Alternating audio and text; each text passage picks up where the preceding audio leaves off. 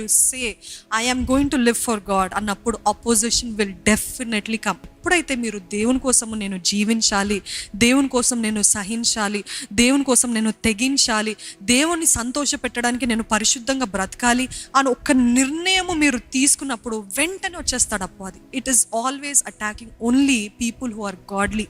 దైవ భక్తి కలిగిన వారు, దేవుడు అంటే భయం కలిగిన వారు, దేవుని ప్రేమించే వారిని అటాక్ చేస్తూ ఉంటాడండి. Discouragement spirit, it is a spiritual attack.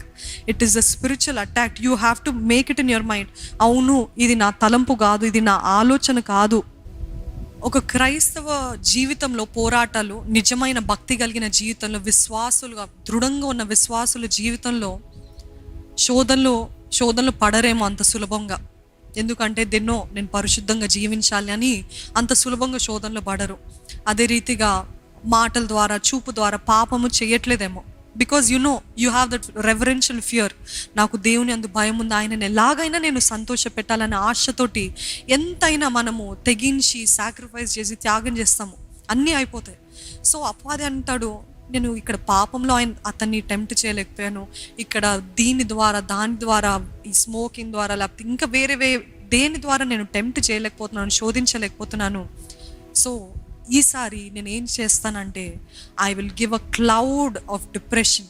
ఒక డిప్రెషన్, కృంగుదల అనే మేఘం అంట ప్రతి విశ్వాసి, ప్రతి క్రైస్తవునికి ఆవరిస్తుందంట. తెలుసా అండి? కేవలం దేవుని మేఘస్తంభం కాదండి, మోషే లాంటి వారికి డిస్కరేజ్మెంట్ ఎంతో వచ్చింది. దేవా ఐ గివ్ అప్ లార్డ్, ఇంకెంతకాలం నేను సహించాలనే పరిస్థితిలో మోషే ఉన్నాడు. అటువంటి గొప్ప భక్తుడికే డిస్కరేజ్మెంట్ వస్తే ఆయన ముందు మనం పోల్చుకుంటే ఏ పాటి వారమే కదా. ఆ రీతిగా if the devil can not attack you in any other sin, no temptation can tempt you, nothing can shake you అన్నప్పుడు ఎట్లాగా తెస్తారు తెలుసా? మనల్ని బాధ పెట్టడానికి, అడుగు అంటించడానికి, లేకపోతే కింద ఉండడానికి, కింద స్థానంలో, విశ్వాసంలో, భక్తిలో కింద స్థాయిలో ఉండడానికి డిస్కరేజ్మెంట్ తెస్తాడంట. ఏంటి తెలుసా? నేను పరిశుద్ధుడిని కాదు, నేను ఏం సాధించాను నా జీవితంలో, what have I done. I my self have experienced. ఈ సేవలో ముందుకు వెళ్తున్నప్పుడు ఎంతోమంది ఇస్తూ ఉంటారు సాక్ష్యాలు, మీలో చాలామంది ఇస్తుంటారు సాక్ష్యాలు. We are so blessed, we are this, we are that అని అంతమంది అన్ని సాక్ష్యాలు ఇస్తున్నప్పటికీ ఏం జరుగుతుంది తెలుసా అండి? మరి ముఖ్యంగా ఆదివారపు ముందు రోజే అన్నీ సిద్ధపడిన తర్వాత, పాటలు సిద్ధపడిన తర్వాత, అన్నీ సిద్ధపడిన తర్వాత there is a cloud of discouragement. అసలు ఏంటి నా జీవితం? ఇక్కడ మీ ముందు నిలబడతాం కదా, ఇక్కడ మీ ముందు సేవ చేస్తాం, పరిచర్య చేస్తాం, ఇక్కడ మీ ముందు నవ్వుతా కనపడతాం కదా, but the devil first attacks us. ఏ రీతి మమ్మల్ని మొదటిగా దాడి చేసి, ఏం సాధిస్తున్నావు, what have you done in life, what have you accomplished, నువ్వు ఏం సాధించావు, ఎందుకు వెళుతున్నావు అని ఈ మాటలు పదే పదే పదే పదే నా చెవ వినబడతా ఉంది.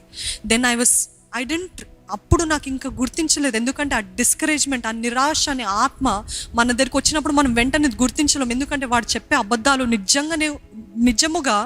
నిజాలుగా కనపడతాయి. హీస్ టెలింగ్ ద ట్రూత్ అన్నట్టు అనిపిస్తుంది. అవును కదా, నేను ఏం సాధించాను, నేను ఏం చేశాను అనే ఆ తలంపులు మనం కూడా అంగీకరిస్తూ ఉంటాం ఆ పాయింట్ ఆఫ్ టైంలో. అందుకే నేను మెలకువగా ఉండి ప్రార్థన చేయను. అంటే you have to be alert in mind, renewed mind, fresh mind. అవును, ఇది దేవుని దగ్గర నుండి అయితే కాదు, ఇది దేవుని దగ్గర నుండి వచ్చింది కాదు. దేవుడు ఎప్పుడు మనల్ని ప్రోత్సహించే దేవుడు, ముందుకు సాగు అని నడిపించే దేవుడు, కానీ నువ్వు ఏం చేస్తున్నావు ఏంటి అని మనల్ని కండెమ్ చేసే దేవుడు కాదు. అటువంటి పరిస్థితుల్లో నాకు అర్థం కాలేదు. ప్రార్థన చేస్తాను, నన్ను మనసులో భారంగా ఉంది, ఆత్మంతా భారంగా ఉంది. అవును, నేను ఏం సాధిస్తున్నాను? మీరందరూ అనుకుంటున్నారు మీకే అలాగుంటే ఏంటి అని. అంటే ఏ మనుషుడు కూడా గొప్పడు కాదండి. ఎంత గొప్ప దైవజనులైనా, గొప్ప దైవజనులైనా, every God's general has faced this kind of situation in their life. Do you believe? నేను మరి ముఖ్యంగా గాడ్ జనరల్స్ అనే సిరీస్ చేసిన తర్వాత వారు మన వంటి మనుషులే.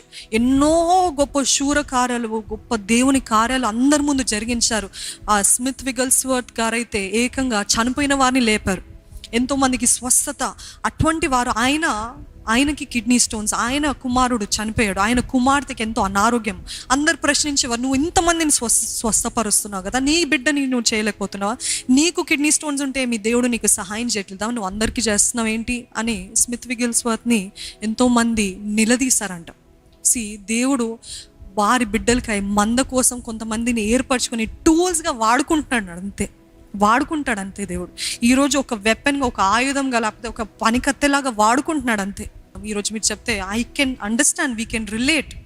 అందుకనే దేవుడు అటువంటి పరిస్థితులు గుండా నడిపిస్తాడు. ఆ రాత్రి ఇంకా ఒక మేఘం వల్లే నన్ను చుట్టింది, ఆవరించింది. నేను భారంగా ప్రార్థిస్తా ఉన్నా, దేవా ఏంటిది డిస్కరేజ్మెంట్? అవును, నేను ఏం సాధించాను? మరలా నేను దేవునితో అడుగుతున్నాను, ఆ అబద్ధాలను అంగీకరించి దేవునితో అడుగుతున్నాను. అవును, నేను ఏం సాధించాను జీవితంలో, ఏం జరిగించాను, ఏం నీ కోసం చేశాను, వాట్ హ్యావ్ ఐ డన్ అనే క్వశ్చన్స్ వర్ కమింగ్. వెంటనే దేవుడు చెప్తున్నాడు నాతోటి, the joy of the Lord is your strength, the joy of the Lord is your strength. యెహోవా యందు ఆనందించుటయే నీకు బలము. అది చెప్తా ఉండు అంటే దేవుని ప్రేరేపణ బట్టి మరలా వెంటనే జాయ్ గూర్చిన మెసేజెస్, నిజమైన సంతోషం, నిజమైన ఆనందం గురించిన మెసేజెస్ వెంటనే వెతుకుతూ అదంతా ఫీడ్ చేసుకుంటున్నాను నా మైండ్లో, ఎక్కించుకుంటున్నాను. అవును, నేను నమ్మొద్దు, నేను అపవాది మాటలు వినొద్దు, ఈ డిస్కరేజ్మెంట్ స్పిరిట్కి చోటు ఇవ్వద్దు అని వెంటనే అర్ధరాత్రి అయినప్పటికీ, నిద్ర లేనప్పటికీ అది వింటా పడుకున్నాను. మరలా లేచిన వెంటనే 2 గంటల తర్వాత లేచిన వెంటనే మరలా అది పెట్టుకొని మరలా వింటాను. ఎందుకంటే మర్చిపోతాను, మరలా అపవాది దాడి చేస్తాడేమో అని మరలా I was feeding my spirit continuously.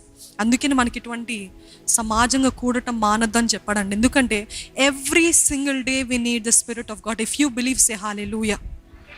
Every single day, ప్రతి నిమిషం, ప్రతిరోజు, ఎంత గొప్ప భక్తి పరులైనా ప్రతిరోజు దేవునితో సహవాసం ఎంతో అవసరం. డేవిడ్ విల్కర్సన్ అనే గొప్ప దైవజనుడు, I really admire that person. ఆ దైవజనుడు ఒకరోజు చెప్తా వచ్చి ఉన్నాడు, ఏంటి తెలుసా అండి, ఇలాగనే అన్ని మీటింగ్స్ ముగించుకొని తన గృహానికి చేర్చుకున్న తర్వాత సడన్లీ మీటింగ్స్ ముగించుకొని నిద్ర లేక ఇంచుమించు ఒక 5-6 places at a stretch travel చేసి అంత తిరిగి కనీసం ఒక 3 బోధలు ఒక రోజులో చేసి సువార్తను ప్రకటించి ఎన్నో స్థలాలు తిరిగి ఇంచుమించు ఒక 20 to 30 sermons he preached in a span of few days.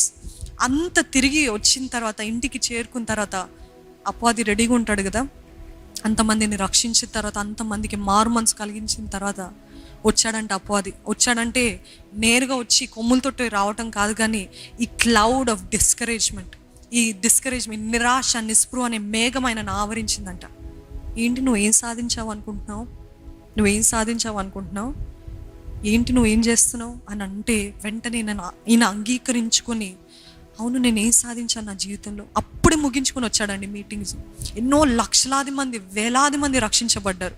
అంతమంది ముందు బోధించిన తర్వాత ఆయన ఏకాంతంగా ఉన్నప్పుడు అపవాది చెప్తున్నాడంటే, ఏం సాధించాను, వాట్ హ్యావ్ యూ అకంప్లిష్డ్, ఏం సాధించావు అంటే, ఈయన వెంటనే మనము ఎప్పుడైతే శారీరకంగా బలహీనంగా ఉన్నామనుకోండి, ఆత్మీయంగా మనల్ని దాడి చేస్తుంటాడు అపవాది. ఆరాధనలో నడిపించాలన్న చాలా ప్రభావం పోతూ ఉంటుంది దైవజనుల నుండి, ఎవరైతే వాడబడుతున్నారు. మేమని కాదు, ఎవరైనా నిజంగా దేవుని సేవ ఆసక్తితో చేసిన వారికి ప్రభావం పోతూ ఉంటుంది. The power that goes from them. తెలియకుండానే ఇమోషనల్గా, ఫిజికల్గా, మెంటల్గా ది కీప్ డ్రైనింగ్ అవుట్. ఖాళీ అయిపోతూ ఉంటుంది, శక్తి ఉండదు. అటువంటి పరిస్థితుల్లో ఎక్కువగా అపవాది దాడి చేస్తుంటాడు. ఎప్పుడైతే సేవలు ఎక్కువగా వాడబడ్డామో అప్పుడే అపవాది శోధనలు తెస్తూ ఉంటాడు. ఆ రీతిగా డేవిడ్ విల్కర్సన్ గారిని అపవాది శోధిస్తూ బాధ పెడుతూ ఉంటే ఈయన అంగీకరించి చాలాసేపు అసలు పోరాడలేకపోయాడంట. ఏంటి అవును అని ఒక 2-3 రోజులు అలాగనే ఏకాంతంగా రూమ్లోనే కూర్చొని నేను ఏం సాధించానని అదే కృంగుదలలో మునిగిపోయాడంట. అసలు బయటికి రావట్లేదంట. అంత సాధించిన తర్వాత, అంత గొప్ప జయాలు చూసిన తర్వాత he was just silent in God's presence. అందుకనే దేవుని సన్నిధిలో కొన్నిసార్లు మౌనంగా ఉంటే ఆయన స్వరం వినపడుతుంది. మౌనంగా ఉన్నాడంట, కేటాయించాడంట దేవునికి సమయాన్ని. అలాగా కేటాయించినప్పుడు అంతసేపు అయిన తర్వాత దేవుడు ఒక్క మాట మాట్లాడాడంట. ఏంటి తెలుసా అండి, డేవిడ్ యు ఆర్ లవ్డ్ అన్నాడంట. అంతే, ఒకటే మాట అన్నాడంట. ఏమన్నాడండి, డేవిడ్ నేను నిన్ను ఎంతగానో ప్రేమిస్తున్నాను. నువ్వు నా కోసం ఏం చేస్తావని కాదు, నువ్వు ఏది చేసినా చేయకపోయినా నేను నిన్ను ప్రేమిస్తున్నాను అని చెప్పాడంట. హల్లెలూయా. ఈరోజు దేవుడు ఇదే మాట మనతో మాట్లాడుతున్నాడండి. ఈరోజు మనము ఆయన కోసం ఏం చేస్తున్నామా, ఏం చేయలేదా, మనం అనుకుంటాం ఇట్స్ అవర్ వర్క్స్ అనుకుంటాము. మన కార్యాలు బట్టి దేవుని మెప్పించవచ్చు. నేను ఈరోజు ఈ వాక్యం చెప్పలేదంటే, ఈరోజు ఇది చేయలేదంటే, ఈరోజు అది చేయలేదంటే దేవుని కోసము దేవుడికి కోపం వచ్చేస్తుంది. It's not our works. విశ్వాసంతో క్రియలు జరిగించడం కరెక్టే, that is not a point here. కానీ మనం అనుకుంటాము నేను క్రియల ద్వారానే దేవుని మెప్పించగలదు, క్రియల ద్వారానే దేవుడు నన్ను ప్రేమిస్తాడు. దట్ ఈస్ అన్ అబ్సల్యూట్ లై ఫ్రమ్ ద ఎనిమీ. అపవాది చెప్పే పెద్ద అబద్ధం అది. నువ్వు ఏది చేసినా చేయకపోయినా దేవుడు నిన్ను నన్ను గొప్పగా గంభీరంగా ప్రేమిస్తున్నాడు. హల్లెలూయా. I receive it. మీరు అంగీకరిస్తున్నారండి? మీరు అంగీకరిస్తున్నారా? మీరు ఏది చేసినా చేయకపోయినా దేవుడు మిమ్మల్ని ఎంతో ప్రేమిస్తున్నాడు. ఈ మాట మీకోసమే.